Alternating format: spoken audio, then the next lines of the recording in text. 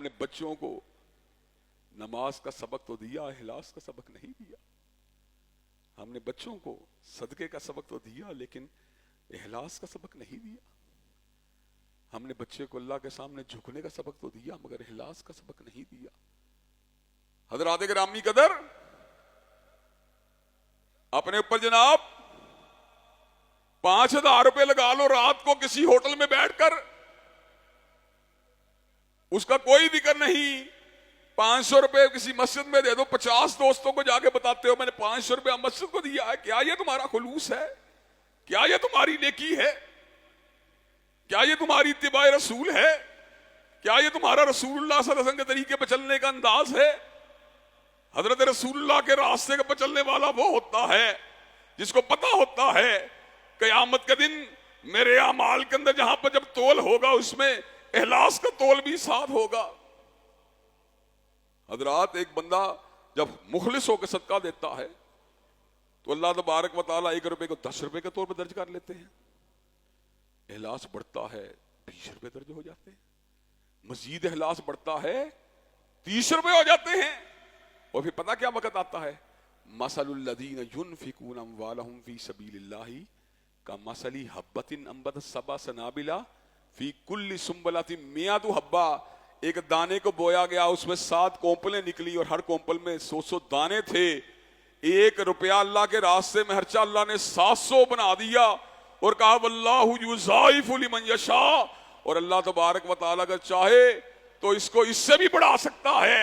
وہاں پہ خلوص کی بات ہے، وہاں پر اعمال کی مقدار سے زیادہ معیار کی بات ہے. مقدار بھی ہونی چاہیے لیکن مقدار سیکنڈری چیز ہے، معیار پہلی چیز ہے. جس نے 100 مرتبہ لا الہ الا اللہ خلوص کے ساتھ کہا اور جس نے 1000 مرتبہ غیر مخلص ہو کے کہا وہ 100 مرتبہ خلوص کے ساتھ کہنے والا باری ہے. حضرات، ایک عمل جو مخلصانہ ہے وہ کئی مرتبہ جہنم کی آگ کو ٹھنڈا کر دیتا ہے. اور کئی مرتبہ ایسا بھی ہوتا ہے اعمال دیکھنے میں اتنا وزنی نظر نہیں آتے لیکن خلوص کو تڑپ کی وجہ سے ان کے اندر ایسی قوت پیدا ہو جاتی ہے کہ اللہ اس کے ساتھ جہنم کی آگ کو بھی بجھا دیتے ہیں. جو اس گناہگار عورت نے کیا وہ کیا تھا؟ طوائف یا اہلاک باختہ عورت نے کیا وہ کیا تھا؟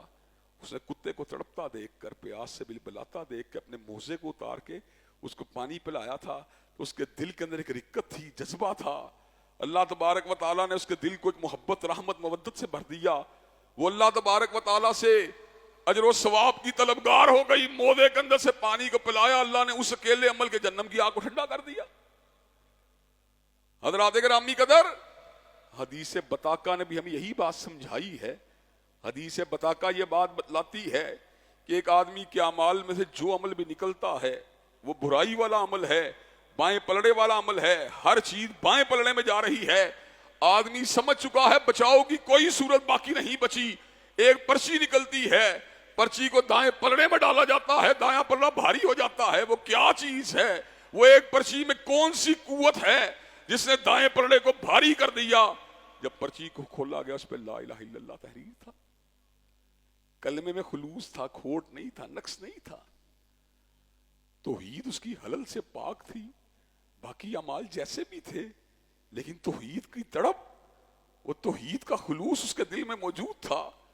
اس خلوص نے، اس حدیث بطاقہ نے ہمیں یہ بات بتلائی اور حدیث بطاقہ نے ہمیں یہ بات سمجھائی کہ تنہا اس پرچی نے اس کے دائیں پلڑے کو اس لیے بھاری کر دیا کہ لا الہ الا اللہ ایک معیاری اعتبار سے اس کے دل و دماغ میں بس اور رچ رہا تھا.